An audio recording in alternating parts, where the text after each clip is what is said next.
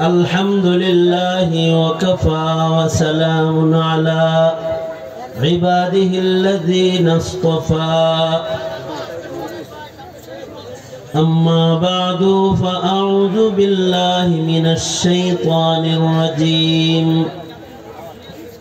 بسم الله الرحمن الرحيم وأما من خاف مقام ربه ونهى النفس عن الهوى فإن الجنة هي المأوى وقال النبي صلى الله عليه وسلم الكيس من دان نفسه وعمل لما بعد الموت أو كما قال عليه الصلاة والسلام اللهم صل على محمد وعلى آل محمد كما صليت على إبراهيم وعلى آل إبراهيم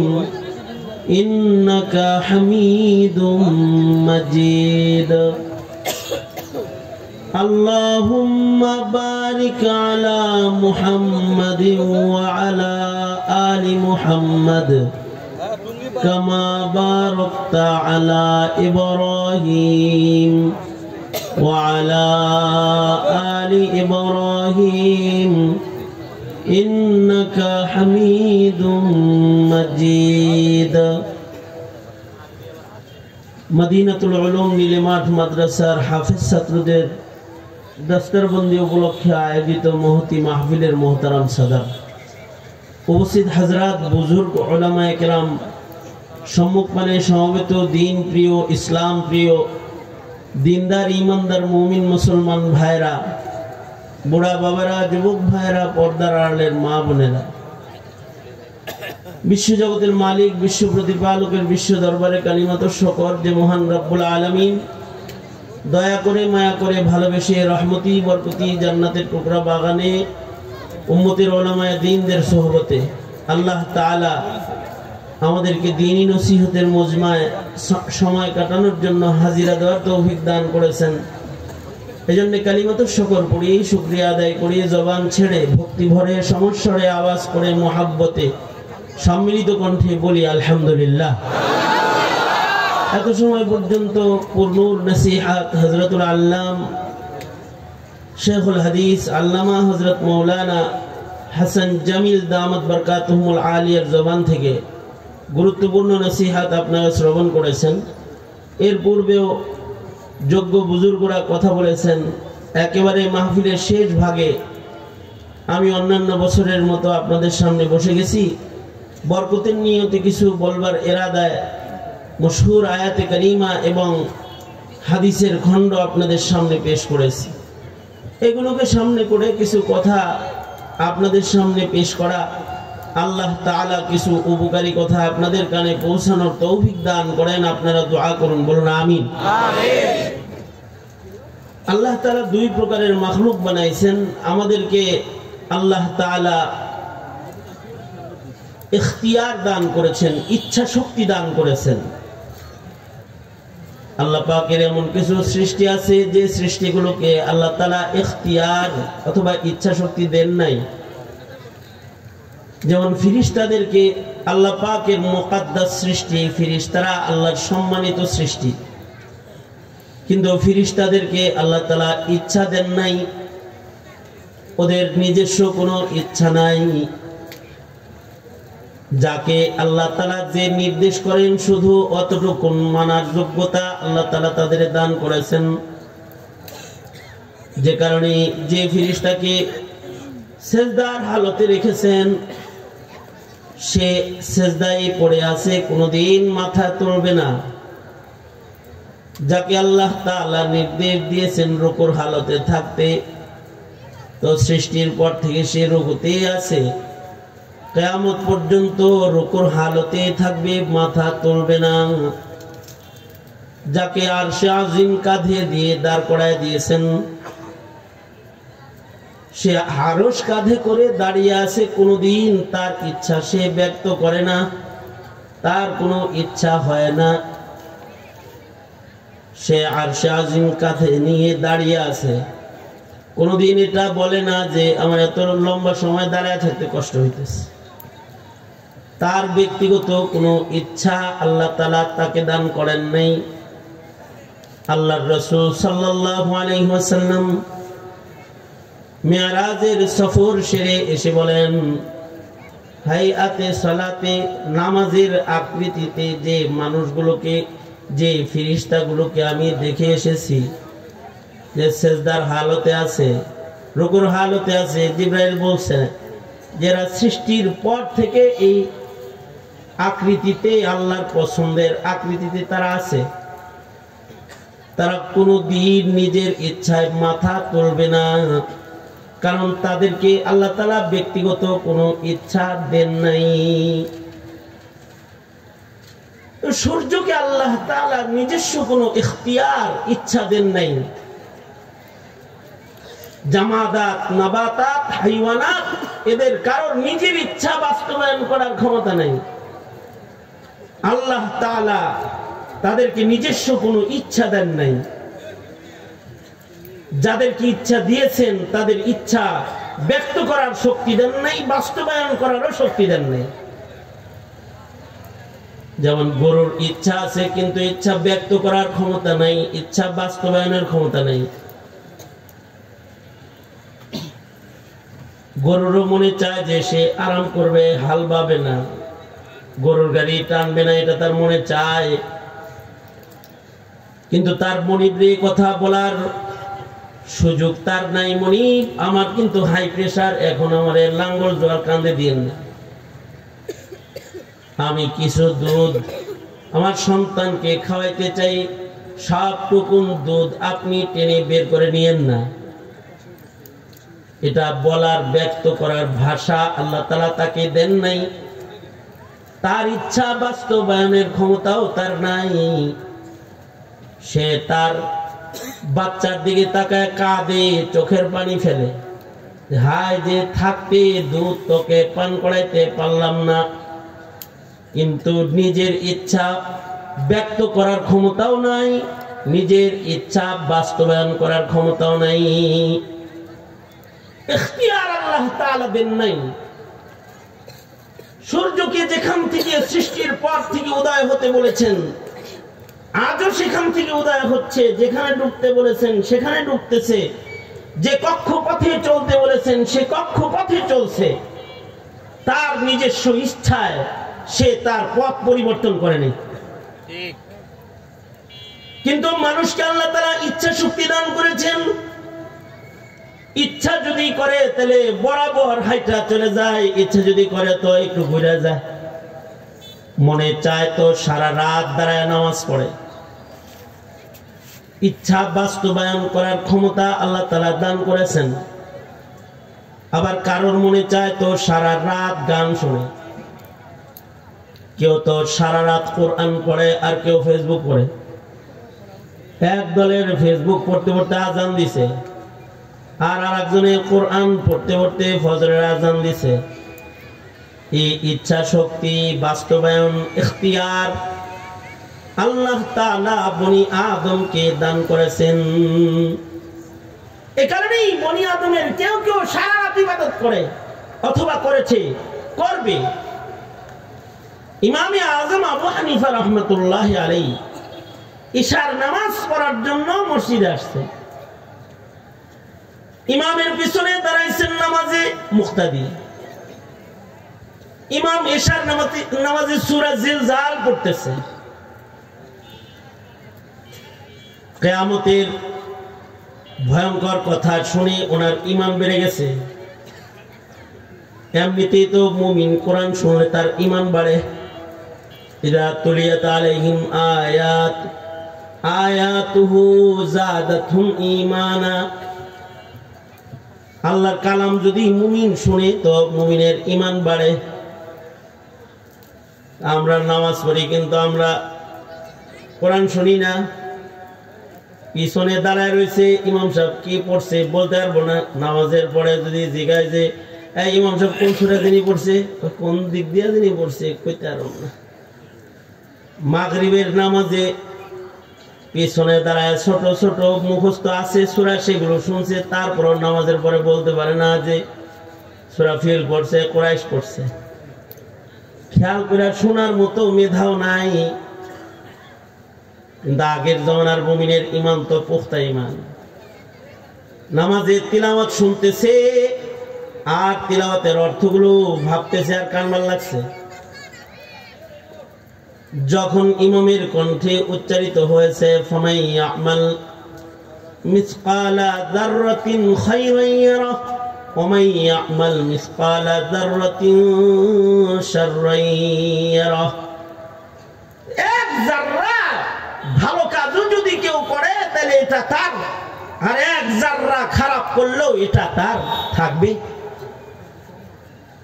ইমামে আজমের দিলের ভিতরে পেরেশানি আসছে, আজকে রাত্রি যদি আমার শেষ রজনী হয় তাহলে কমাস কম আজকের রাতটা যত বেশি ভালো কাজ করা যায়, যত ভালো জায়গায় থাকা যায়, এটা আমার হবে। অন্যান্য দিন এশার নামাজ পড়ে ঘরে যান, ঘরে যায় মোতালা করেন, নফল পড়েন, কিন্তু আজকে মসজিদে নামাজে মুসল্লায় দাঁড়ায় গেছেন,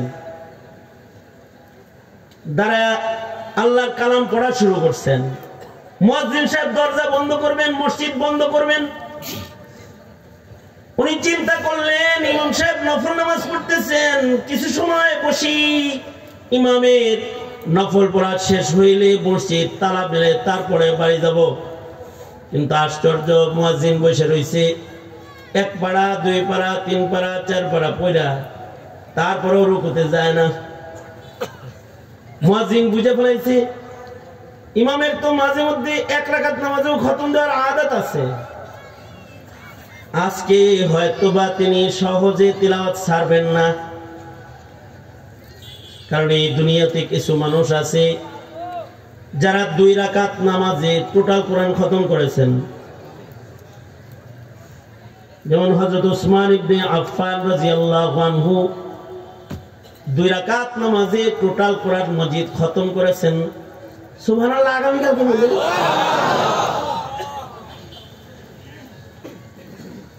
হযরত উসমান ইবনে আফফান 2 রাকাত নামাজে টোটাল কোরআন খতম করেছেন। সুবহানাল্লাহ।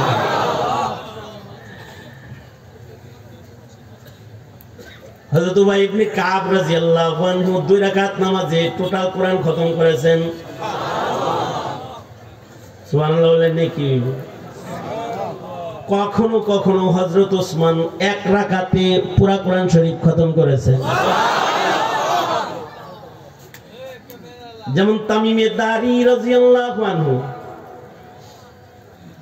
সর্বকনিষ্ঠ সাহাবীদের একজন,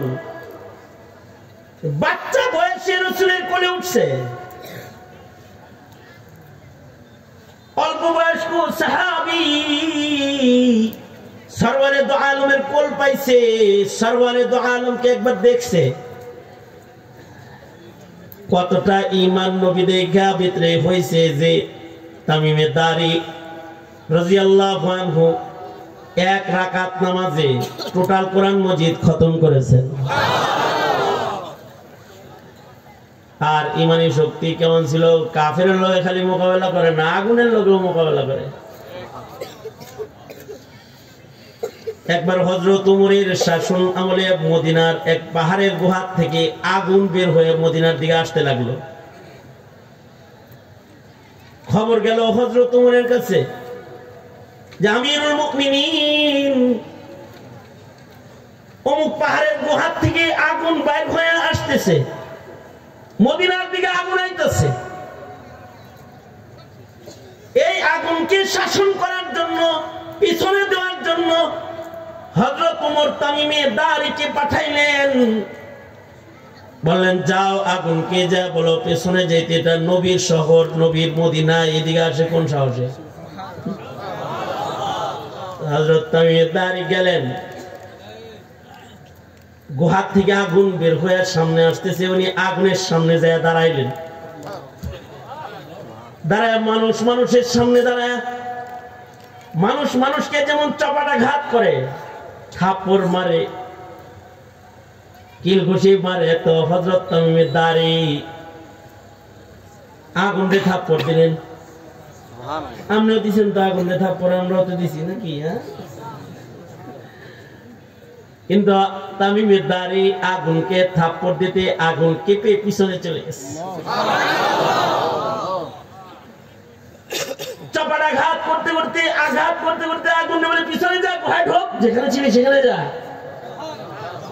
সামনে আমার নবীর শহর মদিনা, কোন সাহসে আগাইছস? ঘুমায় আছে কে ওখানে জানো? রহমাতুল লিল আলামিন। ফের গুহা থেকে বের করবি তো জবরদস্ত সাজা দেব তোকে। আগুনের সামনে দাঁড়ায় খুতবা দিছেন। আগুন রে ধাক্কায় ধাক্কায় ধাক্কায় ধাক্কায় গুহার ভিতরে ঢুকায় দিছেন। সেই যে সাহাবীর শাসনে আগুন ভিতরে ঢুকছে, এরপরে আর কখনো ওই গুহার আগুন বের হয় নাই।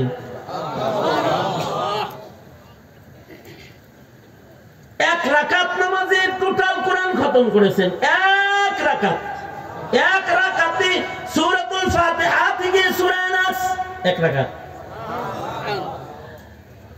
আমগর ইমাম সাহেবরা 2 রুকু পড়তে ভয় পায়, কারণ পিছন থেকে মুসল্লি খেপে যাবে আর বলবে ইমাম সাহেব মনে হয় কোনো কাম নাই, তো এই কারণে আজকে কেরাতটা লম্বা করে ধরছে।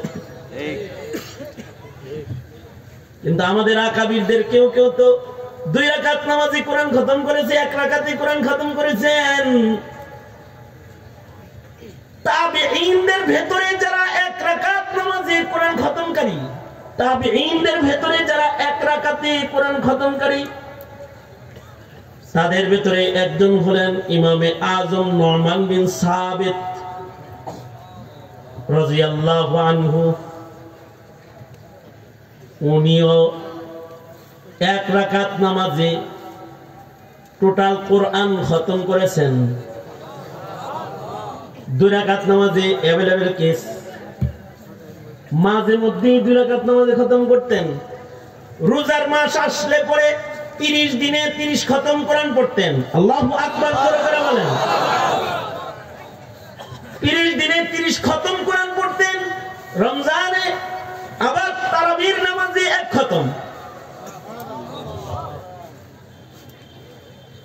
আল্লাহর কালামের আশিক ছিলেন ইমামে আজম আবু হানিফা রাহমাতুল্লাহ, সাঈদ ইবনে জুবায়ের রাহমাতুল্লাহ আলাইহি 1 রাকাত নামাজে 1 খতম কোরআন শরীফ পড়েছেন।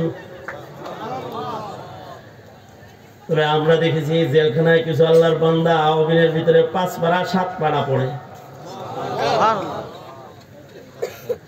আল্লামা মামুনুল হক সাহেব তো প্রতিদিন আওয়াবিনের নামাজে 4 পারা 5 পারা 3 পারা।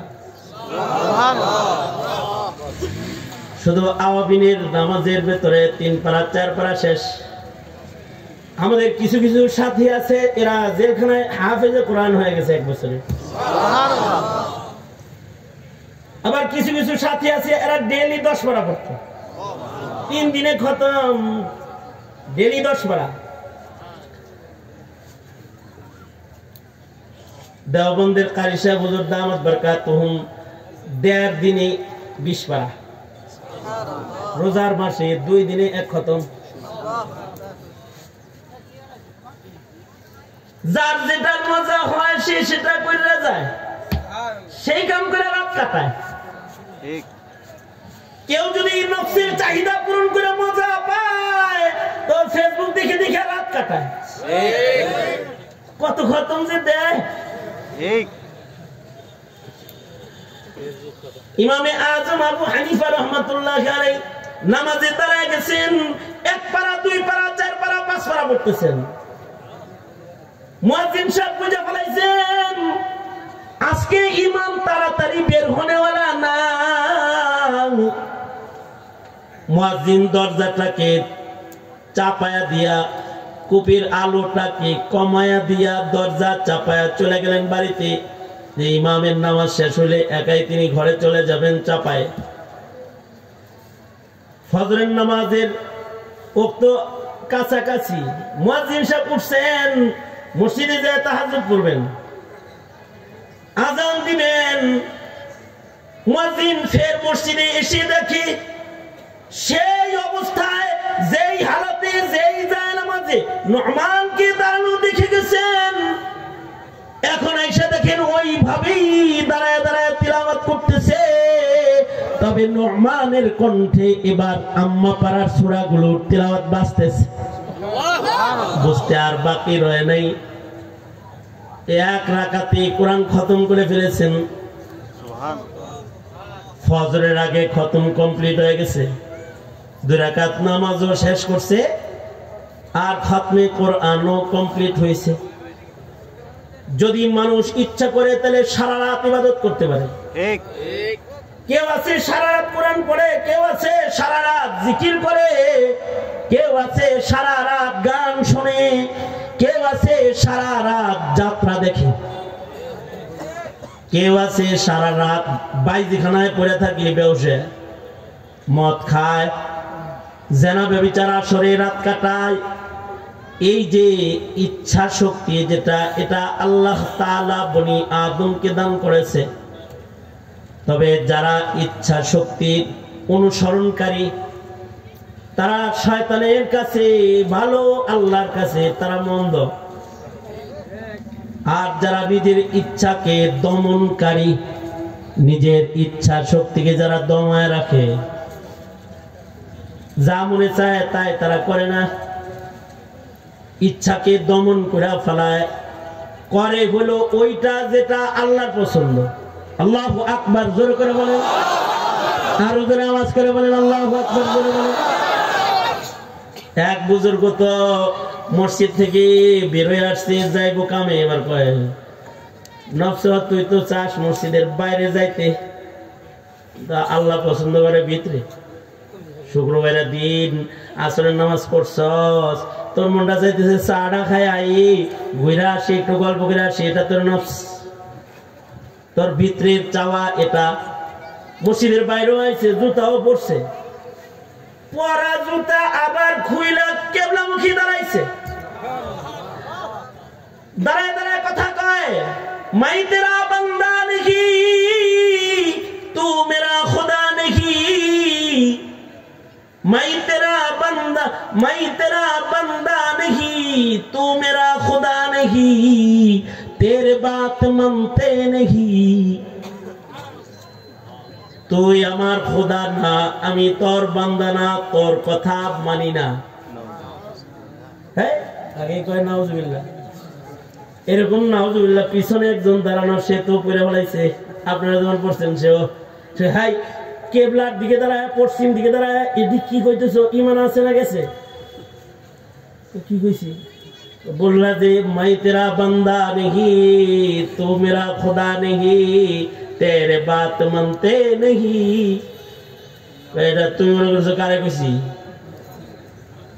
তুমি মনে করছো যে এই দিকে যিনি হেরে কইছি? না, এইখানে যিনি তাকে বলেছি, এই ভিতরে যিনি আছে তাকে বলেছি। কারণ সে আমার মসজিদের বাইরে লয়ে আইছে, মসজিদের গেটে আইসা তারে দমন করতেছি, তারে বলতেছি তুই আমার খোদা না, তোর কথা মানি না, তুই আমার খোদা না, তোর কথা মানি না। আমি একজনের বান্দা, তার কাছে থাকতে ভাল লাগে, শুক্রবারের দিন কোবাইলাল মাগরিব দোয়া করবো, হ্যাঁ কাছে বয়ে থাকবো, মসজিদে থাকবো, বাদ। এইগুলো নফসকে যারা দমন করে ফেলাইছে, খাহেসাতকে যারা অনুসরণ করে নাই, এদের আল্লাহর রাসূল বলেন এরা হলো চালাক, এরা হলো চালাক। আল কাইয়িসু মান দানা নাফসাহু, আল কাইয়িসু মান দানা নাফসাহু ওয়া আমিলা লিমা বাদাল মাউত। চালাক হলো ওই লোকটা যে তার প্রবৃত্তিকে দমন করে, আর সেই কাজগুলা সে করে যে কাজ করলে মহান আল্লাহ খুশি হইয়া যায়, যে কাজ করলে পরে তার স্রষ্টা তার উপরে রাজি হয়ে যায়। আর যে তার নফসের ইত্তিবা করে তাকে বলছেন ওল আজিজ। সে হলো নিকৃষ্ট, সে হলো বেকুব, সে আজিজ, সে বুকা গ্রুপ। বুকা ডক্টরে তার নাম, যে তার হাওয়ার অনুসরণ করে, নিজের নফসকে অনুসরণ করে, নফস যা চায় তাই করে বেড়ায়। নফস যা চায় তা যারা করে এরা হলো বুকা। আর যারা নফসের কথা শুনে না, আল্লাহর কথা শুনে, আল্লাহর ইচ্ছাকে বাস্তবায়ন করে। কারণ কি? কারণ তারা আল্লাহকে ভয় করে, আল্লাহর ইচ্ছা বাস্তবায়ন করে। কারণ হলো তারা আল্লাহকে ভয় করে। কারণ আল্লাহর সামনে তাদের দাঁড়াইতে হইবে, এই ডর তাদের আছে। তাকওয়াল্লাহ যদি কারোর ভেতরে আইসা যায়, নফসের অনুসরণ তার বন্ধ হইয়া যায়, সে যাকে ভয় পায় তার অনুসরণে ব্যস্ত হইয়া যায়। এই দুই গুণ যদি কারোর ভেতরে চলে আসে, ওয়া আম্মা মান খাফা মাকামা রাব্বিহি ওয়া নাহান নাফসা আনিল হাওয়া ফাইন্নাল জান্নাতা হিয়াল মাওয়া। আল্লাহর ভয় অধীনে আছে, আল্লাহর সামনে দাঁড়ায় তুমি ডর আছে। এবার নফস যা চায় তা করে না, কষ্ট করে, কিন্তু নফসের মুখালাফাত করে। দুই গুণ যদি কারোর ভেতরে রয়, তাহলে এরা জান্নাতি গ্রুপ, এরা আল্লাহর দিদার গ্রুপ, এরা আল্লাহর মেহমান গ্রুপ। এদেরকে আল্লাহ তাআলা জান্নাত দান করবে। এই কারণেই যারা আল্লাহকে ভয় করেছে তারা নিজের নফসের চাহিদা, দেহের চাহিদা, এগুলোকে বাস্তবায়ন করতে পারে নাই, এমনকি খাইতেও পারে নাই। যেমন হযরত আবু বকর সিদ্দিক রাদিয়াল্লাহু আনহু 3 দিন ধরে না খায় রয়েছে, কিন্তু কোনো হারাম খাইতে পারতেছে না। আর আমাদের নফস কয়, আরে পাইছস নি, সুদ ঘুষ পরে দিস না, লয়া ফেলাইছে। সুদের টাকা না ঘুষের টাকা, এটা চিন্তা করার টাইম পায় নাই। পাইছে নিছে, পাইছে খাইছে, হালাল না হারাম এটা দেখার টাইম পায় নাই। নফস চাইছে খাইতে, তাই খায়। কিন্তু আল্লাহ কি কয় এটা দেখে নাই, আল্লাহর ফরমান কোনটা এটা তাকায় দেখে নাই। কিন্তু আল্লাহর পেয়ারা যারা, আমাদের আসলাফ, আমাদের আকাবির যারা, তাদের হালত হলো তারা নফসের কথা শুনে নাই, নফসের ইচ্ছা নিজের ভিতরে বাস্তবায়ন তারা করে নাই। আল্লাহর ইচ্ছাকে বাস্তবায়ন করেছে, আল্লাহর পছন্দকে বাস্তবায়ন করেছে। 3 দিন ধরে না খায় রয়েছে হযরত আবু বকর। হঠাৎ করে সামনে রুটি গোশত ভালো খানা সামনে আসছে, সামনে খাবার আসছে, তো এক লোকমা মুখে দিছে, চিবাইতেছে আর চিন্তা করতেছে, গোশত খাইতেছে, রুটি খাইতেছে আর গল্প করতেছে যে আনছে গোলামের লগে। এই গোলাম, এই খাবার এত সুন্দর খানা করতে আসলো? কয় আমিরুল মুমিনিন জ্বরে বক মরে ফকিরের কেরামতি বারে, এরকম কিছু তাই কি হয়েছে? জাহিলিয়াতে আমি একজনের একটা চিকিৎসা করছিলাম, আমি একজনকে ফু দিছিলাম, রোগ ভালো হয়ে গেছে। জ্বরে বক মরে অনেক সময়, ফকিরের কেরামতি বারে। গতকালকে আমি একটা মাহফিলে গেছি, তো এক লোক কয়, হুজুর আমার ভাতিজার বাচ্চা হইতো না 9 বছর, আপনি পানি পড়া দিলেন না গত মাহফিলে? 7 মাস চলছে হুজুর। এই যে আমার আর এক বাইক নেই, এটারও একটু দিয়ে যান। আমি বললাম যে এটা জ্বরে বক মরে ফকিরের কেরামতি বারে। গতবারটা দিছি দেখে যে ওইছে, দেখে যে এটা আমার কেরামতি, এমন কিছু না।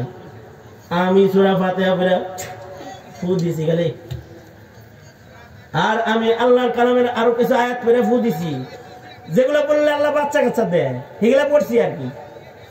এখন যে এইটা যে দিমু আগামী বছর আইলে যে আর একটা 7 মাসের পাবো, এটা জরুরি নেই। কিন্তু না হুজুর, তারপরেও দেন। ধরছে ভালো করে, কি করুন, দিলাম। জ্বরে বক মরে ফকিরের কেরামতি বারে। গোলাম কয়, খলিফাতুল মুসলিমিন জ্বরে বক মরছে, ফকিরের কেরামতি বারছে। কি বক মরলো কেমনি? আমি জাহিলিয়াতে একটা রোগীরে পানি ভরা দিয়েছিলাম, তদবির করছিলাম, রুকিয়া করছিলাম, এটার পেটের পীড়া ছিল, এটা ভালো হয়ে গেছে। কিন্তু লোকটা গরিব মানুষ, আমাকে কোনো বিনিময় সে দিতে পারে না। তার বাড়িতে আজকে ভালো খাবারের ইন্তজাম হইছে, খাওয়ার সময় আমার কথা তার স্মরণ হইছে, হায় রে ওই লোক যদি ফোন দিত রে তাইলে খাইতে পারতাম না রে। পরে শেষ বেলায় নিজে না খায় ভালো খাবার আমার লেগে লয়েছে, আমার জন্য খাওয়ান আনছে। আমি চিন্তা করলাম আমিরুল মুমিনিন 3 দিনের না খাওয়া, নিজে না খায় আমিরুল মুমিনিনকে খাওয়াই, এর লাগা আপনার সামনে হাজির করছি। আমিরুল মুমিনিন মেহেরবানি করে খাই আলান। আমিরুল মুমিনিন এতক্ষণ তো যা চাবানো আমল করতেছিল, কথা শুই না, এগুলো সব ফেলছে, খাবারের প্লেটটা দূরে সরাইছে। এটা আবু বকর খাইতে পারবে না। কেন আমিরুল মুমিনিন? কয় তুমি যখন তুমি তদবির করছিলা, চিকিৎসা করছিলা, তখন না তুমি জাহিলিয়াতে ছিলা বললা, তার মানে তুমি মুশরিক ছিলা? জি। তাহলে তখন ফু দেওয়ার সময় তো বিসমিল্লাহ বলে ফু দাও নাই, লাতুজ্জা বলে ফু দিছিলা? কয় জি। তাই লাতুজ্জা বলে যে ফুটা দিছো, এই ফুয়ের ইনকাম আবু বকরের পেটে ঢুকাইবা, এই ধান্দা করবার লাগছো? হারাম আবু বকর খাবে না, জান দিবে, কিন্তু হারাম খানা আবু বকর খাবে না। ক্ষুধার যন্ত্রণায় আবু বকর মারা যাইতে পারে, কিন্তু হারাম আবু বকর পেটে নিতে পারে না। সরাও খাবার। সাথে সাথে হযরত আবু বকর মুখের ভিতরে অঙ্গুলি মারা শুরু করছে। এরপরেও বমি হয় না। 3 দিনের না খাওয়া পেটে কিছু গেলে বাইরে হয় না কি এত সহজে? পেট বইরা পানি পান করেছেন। তারপরে আবু বকর পানি পান করে এবার মুখের ভিতরে অঙ্গুল দেওয়া শুরু করছে। এত জোরে জোরে অঙ্গুলি মারতেছে যে আবু বকরের ঘাম বের হয়ে যাইতেছে। হযরত উসমান বলে, খলিফাতুল মুসলিমিন এত কষ্ট করতেছেন কেন? এক লোকমা খাবারই তো না জেনে মুখে দিছেন। হযরত আবু বকর বলে, ওসমান তুমি কি শুনো নাই রাসূলের ওই হাদিস, দেহের যে উজব, যে অঙ্গটা হারাম খানার দ্বারা গঠন হবে ওইটাকে আল্লাহ দোজখে ফেলবে। এই এক লোকমা খানা যদি আমার পেটে কোনো আযার সাথে লেগে যায়, আর যদি আযাব বড় হওয়ার জন্য কারণ হয়, তাই এটা তো দোজখে যাইব। এই খানা আমি খাইতে পারি না। হযরত আবু বকর এত কষ্ট করে আঙ্গুলি দিয়ে আঘাত করলেন, শেষ বেলায় প্রচন্ড বমি হলো সিদ্দিক আকবরের। পেটের গোশতের টুকরা, দুটির টুকরাটা পর্যন্ত বের হয়ে গেল। সিদ্দিক আকবর আলহামদুলিল্লাহ বললেন, সালাতুস শুকর পড়লেন যে হারাম খানাটা বাইরে হয়ে গেছে এর লেগে। আর অনেকে আছে গোশ খায় হেরে কয় আলহামদুলিল্লাহ, আল্লাহ কিছু দিছে, সুদের ব্যবসায় লাভবান হয়ে কয় আলহামদুলিল্লাহ। দেখছো কিছু বরকত হইছে, বরকত হইছে। হারামকে হারাম মনে করতেছে না, নফসের চাহিদায় হালাল হারাম একাকার করে ফেলেছে, একাকার বানায় ফেলাইছে। কোন খানা খাইতেছে, বিসমিল্লাহর খানা নাকি লাতুজ্জার খানা, তা চিন্তা করে নাই। পূজার প্রসাদ বরকত মনে করে খায়। গেছে পূজায় আর পূজার প্রসাদ বরকত মনে করে খায়। নিজের নফস চাইছে পূজার খাওন খাইতে, তাই যায় খায়। চিন্তা করে নাই এই খাবারটা কি লাতুজ্জার নামের খানা, মূর্তির নামে খানা, না আল্লাহর নামে খানা, চিন্তা করে নাই। এই যে হালতটা হইছে, কারণ হলো আল্লাহর ভয় নাই। ও আম্মা মান খাফা মাকাম রাব্বিহি ওয়া নাহান নাফসা আনিল হাওয়া, যারা আল্লাহর মাকামকে ভয় করবে যে আল্লাহর আদালতে আমার দাঁড়াইতে হবে, তখন যদি আমার ভিতরে হারাম থাকে আল্লাহ তাআলা আমাকে ধরে ফেলবে। এই ভয়টা আমাদের ভিতরে নাই, যেটা আমাদের পূর্বপুরুষের ভিতরে ছিল। মুয়াত্তা ইমাম মালিকের ভিতরে ইমাম মালিক আনছেন, হযরত উমরের সামনে দুধ আসছে, তো হযরত উমর দুধ পান করেছে। দুধ আল্লাহর রাসূলের পছন্দের, দুধ ফেরেশতার পছন্দের। জিবরাইল মেরাজের রজনীতে আল্লাহর রাসূলের দুধ চয়ন করে দিছে, দুধ আল্লাহর পছন্দের। এ কারণে আল্লাহ তাআলা প্রাণীদেরকে দুধ প্রথম খাওয়ায়। সন্তান হয় তো মার স্তনে দুধ দেয় কি? আল্লাহ। আরো আস্তে করে বলেন, কে দেয়? এই মনোনয়নটা কার? আল্লাহ। দুধ আল্লাহর পছন্দের, দুধ জিবরাইলের পছন্দের, দুধ নবীর পছন্দের। উমরের সামনে দুধ আসছে, পছন্দের খানা মুখে দিয়ে দিছে। খায়া দেয়া জিজ্ঞেস করতেছি, তোমার বাড়ির পালা কোন প্রাণীর স্তনের দুধ আছে তাই না? না না, আমিরুল মুমিনিন গরিব মানুষ, উট ছাগল গরু কই পাবো, আমার তো কিছুই নাই। তাই দুধ করতে আইছি, কয়েকগুলো বাইতুল মালের দুধ। বাইতুল মালের উটের দুধ, ছাগলের দুধ দহন করে মদিনার যে গরিবদেরকে বন্টন করা হয়। সিরিয়ালে আজকে আমার নাম আসছে, আমার বাড়িতে দুধগুলা আসছে। তা আমি চিন্তা করলাম, দুধগুলা আমি না খায়া আপনারে খাওয়াই আর মারে খাওয়াই। মারে খাওয়াইছি আর আপনার লেগে আনছি, আপনারে বরকতের জন্য খাওয়াবেন লেগে লইছি। খান, খায় বানান, খায় বানান, আমার জন্য সাদকা, আপনার জন্য হাদিয়া। কোথায় তার দৃষ্টিভঙ্গি আর কোথায় ওমরের দৃষ্টিভঙ্গি? ওমর বলে, খলিফাতুল মুসলিমিন হলাম আমি, বাইতুল মালের দায়িত্ব আমার। তোমার বাড়িতে না খায়া তো ডাইরেক্ট বাইতুল মালের উলান থেকে টাইনা নিয়ে খায়া ফেলতে পারি। ওইটা যেমন তোমার ঘর ঘুরে আইনা খাইলে, তেমন এই দুধ পেটে থাকা অবস্থায় যদি ওমরের মৃত্যু হয়ে যায় আর আল্লাহ যদি জিগায়, ওমর তুমি না খলিফাতুল মুসলিমিন ছিলা, বাইতুল মালের দুধ কেন তোমার পেটে দেখা যায়? এই কেন প্রশ্নের উত্তর দেওয়ার মতো শক্তি ওমরের নাই। তাড়াতাড়ি হযরত ওমর পানি পান করলেন এবং অঙ্গুলি মুখের ভিতরে দিয়ে বমি করে দুধগুলোকে পেট থেকে বের করলেন এবং আল্লাহর শুকর আদায় করলেন। এক ঢোক দুধ সরকারি টাকার বাইতুল মালের উটের স্তনের দুধ খলিফা হয়ে খাইতে পারে নাই। আর এখন সরকারি টাকা খাওয়ার লেগে প্রতিযোগিতা করা হয়। ইলেকশন ইজ কামিং, ইলেকশন চলে এসেছে। এখন নমিনেশন কিনা নিয়ে মারামারি কাটাকাটি কি লেগে? জাতির খেদমত করার লেগে, আঙ্গুল ফুলে কলা গাছ হওয়ার লেগে। আঙ্গুল জাতিরটা খায়া আঙ্গুল ফুলে কলা গাছ হওয়ার জন্য প্রতিযোগিতা। কার আগে কে সিট দখল করতে পারে আর কে কার আগে জাতিরটা মাইরা খাইতে পারে। যারাই জাতির লিডার হয়ে যায়, উমরের চেয়ারটা যারাই পায়, এরাই আঙ্গুল ফুলে কলা গাছ হয়ে যায়। কেন? উমরের মতো খেদমত করে, হ্যাঁ, বাইতুল মাল হিফাজত করে, বাইতুল মাল ভক্ষণ করে, চুরি করে, ডাকাতি করে, পাচার করে বড়লোক হয়ে যাওয়া। কেন? এজন্য যে তাদের ভেতরে তাকওয়াল্লাহ নাই। পার্লামেন্টে এখন তাকওয়াল্লাহ যাদের আছে তারা যায়, পার্লামেন্টে এখন যায় অভিনেতা, অভিনেত্রী, নায়িকা, নর্তকী আর গায়িকা। এরা যাবে, এরা পেয়ে যাবে মদখোর, এরা চলে যাবে, মুত্তাকিরা যায় না। কেন? যে এখন তো এটা তো ভোগের রাজত্ব, ভোগ করার জন্য। আর হযরত উমর যখন খলিফাতুল মুসলিমিন, উমর হলো ত্যাগের রাজত্ব। আল্লাহু আকবার, জোরে করে বলেন, আওয়াজ করে বলেন, আওয়াজ করে বলেন, আল্লাহু আকবার। ত্যাগের রাজত্ব, ত্যাগের রাজত্ব যখন করতেছেন, তখন বাইতুল মালের দুধ পেটের ভেতরে ঢুকছে, এটাকে অঙ্গুলি দিয়ে বাইর করতেছেন। এটা তো একটা উমর। ইতিহাসের পাতায় আরেকজন উমর আছে, উমর ইবনে আব্দুল আজিজ রাহমাতুল্লাহি আলাইহি।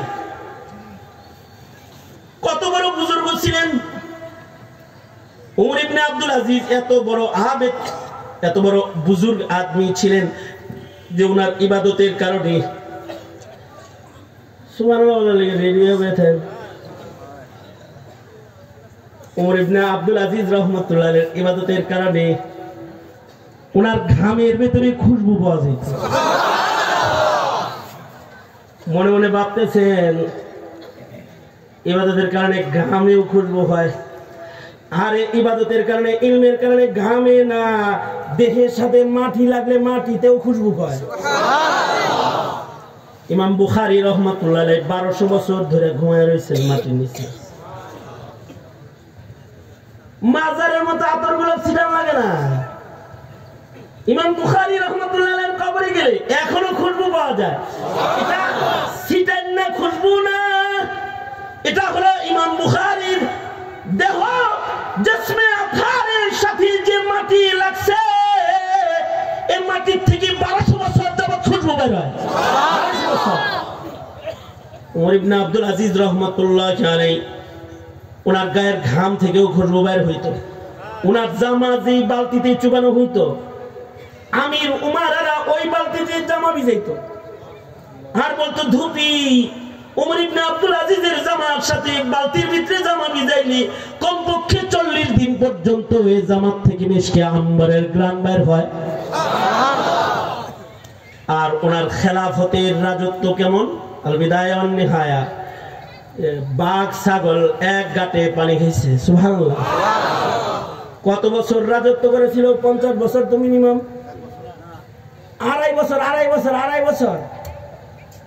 আড়াই বছরের খেলাফত কাল হলো হযরত উমরে সানি উমর ইবনে আব্দুল আজিজের। আড়াই বছরের খেলাফত পরিচালনার তাসির শুধুই মাত্র মানুষের ভিতরে পড়ে নাই, জঙ্গলের প্রাণীর উপরে পড়েছে। মানুষও জুলুম করে না, প্রাণীও জুলুম করে না। আল্লাহু আকবার, জোরে করে বলেন।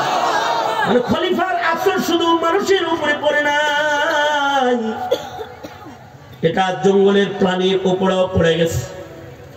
এই উমর ইবনে আব্দুল আজিজ রাহমাতুল্লাহ আলাইহি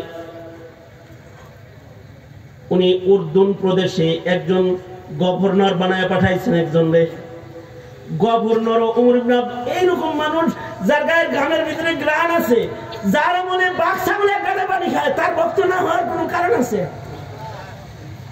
গভর্নর বানায় যারে পাঠাইছে সে তো উমর ইবনে আব্দুল আজিজের ভক্ত।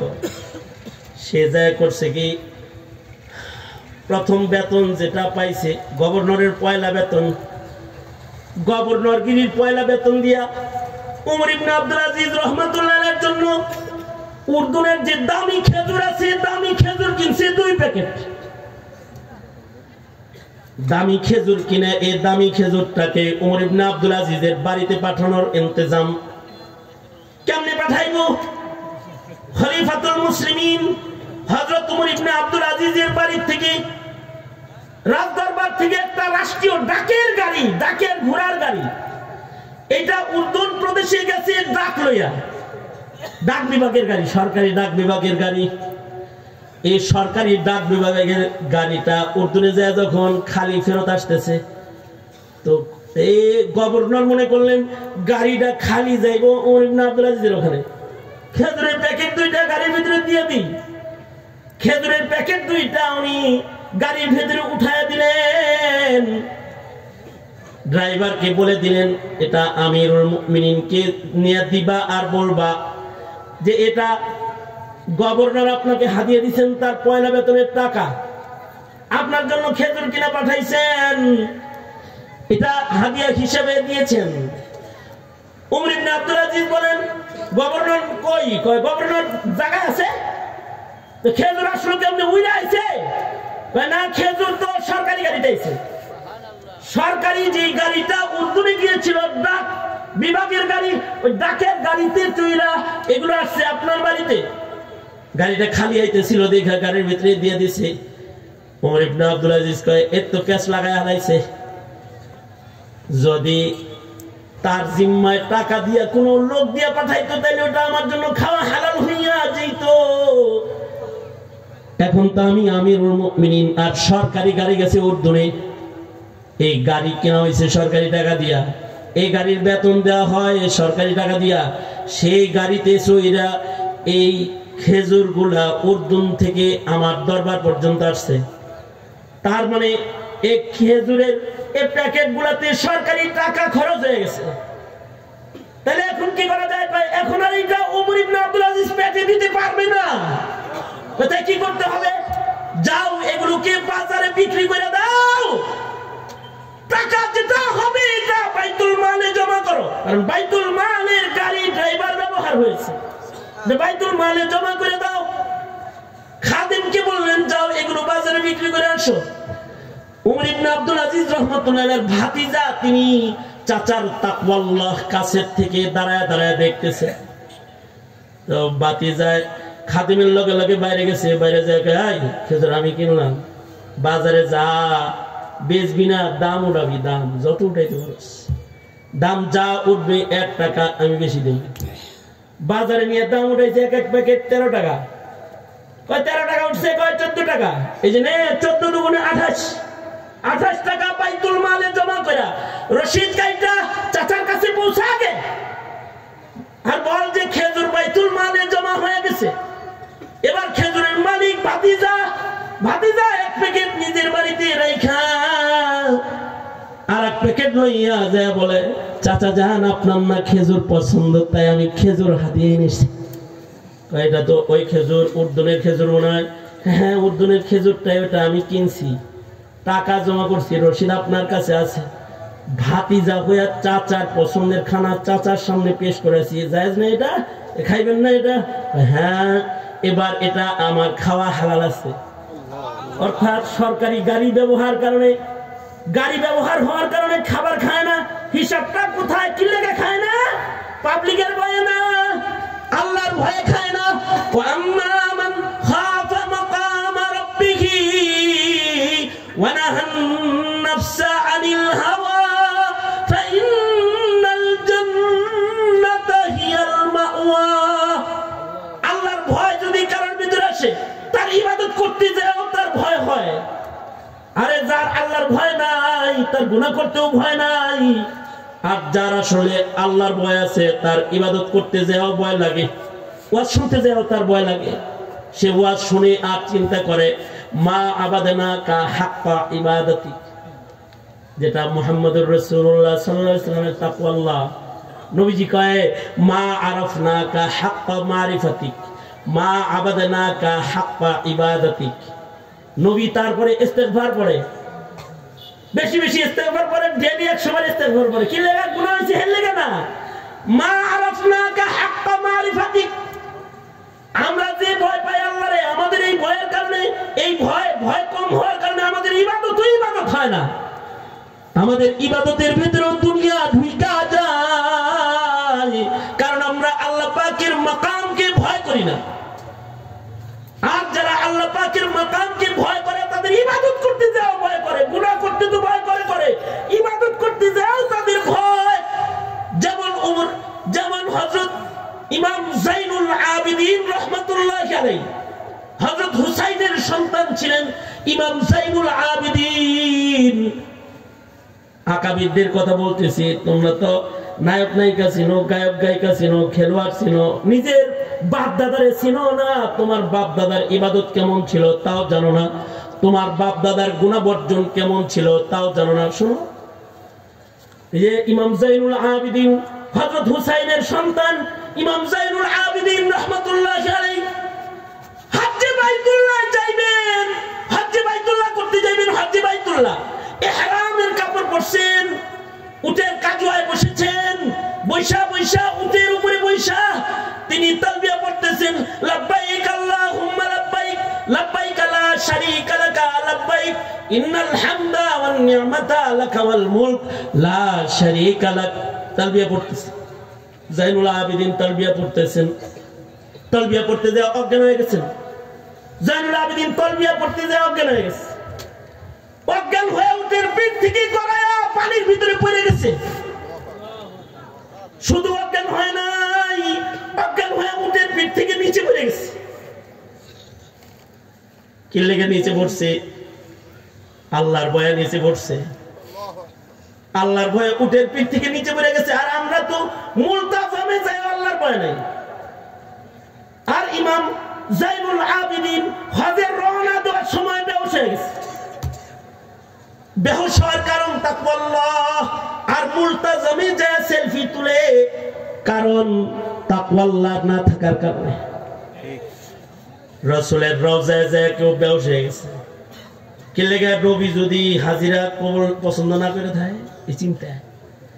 আর কেউ আছে রওজায় দাঁড়ায় দাঁড়ায় সেলফি তুলতেছে, লাইভ দিতেছে যে আমি এখন রওজা শরীফে আছি। কেউ আছে মসজিদুল হারামের ভিতরে। সেদিন একটা ভিডিও দেখাই দেখছেন, এক লোক নামাজে দাঁড়াইছে, চেয়ার একটা দিয়া নামাজ লাইভ দিয়ে তারপরে ক্যামেরা বরাবর দাঁড়ায় নামাজ পড়ে। আর লাইভের ভিতরে উপরে লেখা দিছে ফজরের নামাজের লাইভ চলছে। তার মানে উনি ফজর নামাজ পড়তেছে এটা সবাই জানাইতেছে। উনি এখন মসজিদে নববতী আছে এটা জানাইতেছে। উনি মসজিদে হারামে আছে জানাইতেছে। কেউ আছে ওয়াজে বসে লাইভ দেয় আর জানায় আমি কিন্তু এখন মাহফিলের ভিতরে আছি, মাহফিলের ভিতরে আছি জানাইতেছে। কিন্তু ইমাম যাইনুল আবেদিন উটের পিঠে লাব্বাইক আল্লাহুম্মা লাব্বাইক বলে অজ্ঞান হয়ে উটের পিঠ থেকে মাটিতে নিচে পড়ে গেছে। সবাই মিলে মাথায় পানি রাখছে। ইমাম এত দুশ্চিন্তা কখনো আপনাকে আক্রমণ করে নাই। আজকে যত দুশ্চিন্তা আপনাকে আক্রমণ করেছে, অথচ ভালো একটা ইবাদত করতে যাইতেছেন, এটা খুশির কারবার। আল্লাহর ঘরে যাইবেন, মুলতাজাম ধরবেন, হজরে আসওয়াদে চুম্বন করবেন, আপনার চুম্বনে আপনার গুনাহ জেনে পড়ে যাবে, কাবার গিলাফ ধরে কাঁদবেন, আল্লাহ পাকের কাছাকাছি হইবেন, মুকাররাবিনদের দপ্তরে আপনার নাম যাইব, খুশি হওয়ার কথা। কিন্তু আপনি দেখি অজ্ঞান হয়ে পড়ে যাইতেছেন। কারণ কি? যাইনুল আবেদিন বলে কারণ হলো আমি যখন কাফনটা পইরা লাব্বাইকটা বলছি, লাব্বাইক আল্লাহুম্মা লাব্বাইক, তখন আমাকে আমার তাকওয়া আমাকে আক্রমণ করেছে। যাইনুল আবেদিন রে, এখন যদি উপর থেকে আওয়াজ আসে লা লাব্বাইক ওয়ালা সাদাইক, তোমার লাব্বাইক নিলাম না, তোমার এই নৈকট্যশীল বান্দা বানাইলাম না। যদি এমন লা লাব্বাইক আওয়াজ আসমান থেকে আয়া পড়ে তাহলে আমি যাবো কই? কারণ আমার তো আমার রব ছাড়া যাওয়ার আর জায়গা নাই। এই টেনশন যখন আমাকে ধরেছে তখন আমি লাব্বাইক বলার পরে বেহুশ হয়ে গেছি। وأما من خاف مقام ربه ونهى النفس عن الهوى, এই ভয় যাদের ভিতরে আছে যে আল্লাহর সামনে আমার খাড়া হওয়া লাগবে, ওই লোক তার বাড়িতে খুন লাগাইতে পারে না, ওই লোক নবীর সুন্নাহকে অপমান করতে পারে না, ওই লোক যে আল্লাহর সামনে দাঁড়ানোর ভয় হৃদয়ে রাখে সে নামাজ ছাড়তে পারে না, সে বেপরদা নারীর সাথে কথা বলতে পারে না। হাসান জামিল সাহেব তার বয়ানের শেষ ভাগে এটাই বলতেছিলেন। এই যুবক গুনাহ করতে পারে না, সেই যুবক অপরাধ করতে পারে না যে তার আল্লাহকে ভয় করবে, সে গুনাহ করতে পারে না। সে তো ভয় পাবে কেমনে আল্লাহর আদালতে দাঁড়াবো, কিভাবে আমার আল্লাহকে আমি চেহারা দেখাবো, আমার চামড়া কথা বলবে, আমার হাত কথা বলবে, আমার পা কথা বলবে। দুই মুজাহিদ যুদ্ধের ময়দানে ঢুকতেছে। সাদ ইবনে আবি ওয়াক্কাস রাদিয়াল্লাহু আনহু উহুদের ময়দানে ঢুকতেছে। দুই মুজাহিদ, সাদ ইবনে আবি ওয়াক্কাস রাদিয়াল্লাহু আনহু, আব্দুল্লাহ ইবনে জাহাশ, দুই সাহাবী যুদ্ধে শামিল হইতে যাইতেছে। এবার দুই সাহাবী ময়দানে ঢোকার আগে দুইজনে কয়, এই এখন তো দোয়া কবুল হওয়ার টাইম। দেখবেন যখন গাছতে বাইর হয় তখন আগে দোয়া করে, কারণ দিনের জন্য বাইর হওয়ার পরে দোয়া কবুল হয়। যুদ্ধে যাইতেছে, এখন তো দোয়া কবুলের টাইম। তো দুই সাহাবী মিলে একজন আরেকজনকে কয়, এই ভাই, যেহেতু আল্লাহর রাহে বাইর হইছি, যুদ্ধে যাইতেছি, তাই দুইজনে দুইটা দোয়া করে আলাই। আজকে একটা ভিন্ন স্টাইলে আমরা দোয়া করব। দুইজনে একজন আরেকজনকে কয়, তুমি দোয়া করবা, আমি আমিন বলবো, কিন্তু আমার দোয়া তোমারে শোনাবো না। আর আমি দোয়া করবো, আপনি আমিন কইবেন, আমার দোয়াটা আপনারে শোনাবো না। দুজনে দুইটা দোয়া করবো, যার যার দোয়া শেষে আল্লাহর কাছে বলবো। একজন একটা আরেকজন শুনবেও না, কিন্তু দোয়ার সাথে একটা আমিনের সহযোগিতা নেবো যেন তাড়াতাড়ি কবুল হয়। আমার দোয়ার সাথে সাদ আপনি আমিন বলবেন, আপনার দোয়ার শেষে আমি আব্দুল্লাহ ইবনে জাহাশ আমিন বলবো, ঠিক আছে? সাদ ইবনে আবি ওয়াক্কাস দোয়া শুরু করছে, দোয়া করতেছে, মনে মনে শুনবার দেয় না রে। পাশে আব্দুল্লাহ ইবনে জাহাশ আছে, শুনতে দেয় না, মনে মনে দোয়া করবার লাগছে। দোয়া শেষ করেছি, আল্লাহুম্মা আমিন, হে পাশ থেকে কয় আল্লাহুম্মা আমিন। এবার আব্দুল্লাহ ইবনে জাহাশ দোয়া শুরু করেছে, হ্যাঁ দোয়া হেরে শুনবার দেয় না। দোয়া শেষ করতেছি, চোখের পানি পড়তেছে। দোয়া শেষ হইলে উনি কয় আমিন। কাছে চলে গেছে, যুদ্ধের ময়দানে এখন ঢুকে পড়বে। এবার দুইজনে কয়, এ ভাই দুইজন এখন একে অপর থেকে বিচ্ছিন্ন হয়ে যাব। তুমি যাইবা একদিকে, আমি যাবো আর একদিকে। হইতে পারে এই সাক্ষাৎ তোমার আর আমার জীবনের শেষ সাক্ষাৎ। তাহলে একটা কথা কি কম আজ কম জানতে পারি, কি দোয়া করছো তুমি, কি দোয়ায় আমি বলছি, এটা কি বলবানি একটু? আপনি কি দোয়া করছেন সেটা আগে কোন, আপনি মুরব্বী মানুষ, আপনি কি দোয়া করছেন এটা বলেন আগে, শুননা নাই পরে আমারটা কই। সাদ ইবনে আবি ওয়াক্কাস বলে, আমি দোয়া করছি যুদ্ধের ময়দানে যাইতেছি, ইসলামকে বিজয় করার জন্য দেহে শক্তি দরকার, আল্লাহ যেন আমাদের শক্তি দেয়। আর আমি যুদ্ধের ময়দানে যাইতেছি, আমার সামনে যেন বড় সড়ো একটা কাফের আল্লাহর সামনে হাজির করে দেয়, আর বড় একটা দুশমনের গর্দান যেন এক কবে কেটে লাইতে পারি। আর এমন একটা বড় কাফের যেন আমার হামলায় ধরাশায়ী হয়ে পড়ে যায়, যার কাছে অনেক মাল আছে, আর আমি যেন অনেক মালের গনিমতের মালিক হই, যাতে করে মালিক গনিমত মদিনায় ঢুকাইলে মদিনাবাসী আমার দ্বারা উপকৃত হবে। যুদ্ধ হইলে তো উপকারী যুদ্ধ হওয়া দরকার। এই দোয়াটা করছি, চমৎকার দোয়া করেছেন, এই জন্য তো আমি আপনার দোয়া আমিন বলছি। তুমি কি দোয়া করছো? আপনার দোয়ার সামনে তো এখন আমার দোয়া বলতে আমার ডর লাগতেছে। না বলো কি দোয়া করেছো তুমি? আব্দুল্লাহ ইবনে জাহাজ বলে, আমি দোয়া করেছি, আল্লাহ যুদ্ধের ময়দানে ঢুকবার লাগছি, একদিকে কাফের আর একদিকে মুসলমান, কাফের আর মুসলমান দুই দল যুদ্ধ করবে, নিশ্চয়ই কিছু মানুষ এর ভিতরে মুসলমানরা কিছু তো শহীদ হবে, কিছু মানুষ কিন্তু তুমি শহীদ হিসেবে কবুল করবা।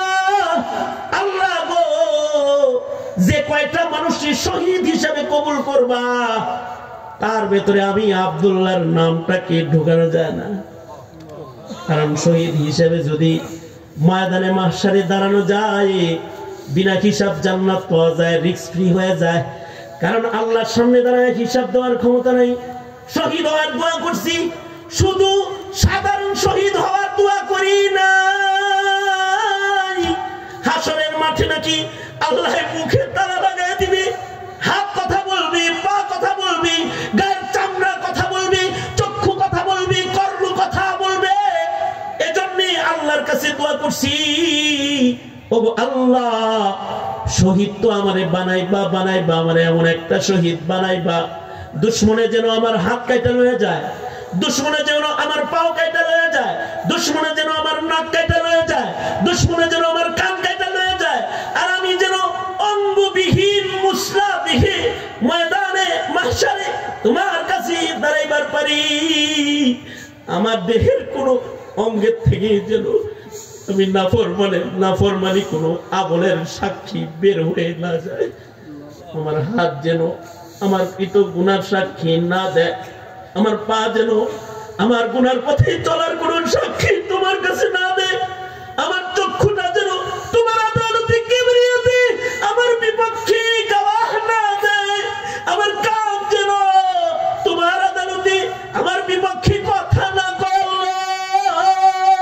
আল্লাহ গো, এমন একটা মুসনা মরণ তুমি আমারে দিও।